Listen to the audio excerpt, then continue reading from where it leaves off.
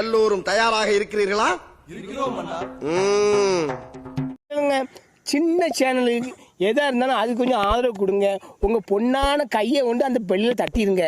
அவங்களுக்கு சப்ஸ்கிரைபர் 5-10 ஏறுனா அவங்க மனசு சந்தோஷப்படும். அவங்க வீடியோவும் பாருங்கள்.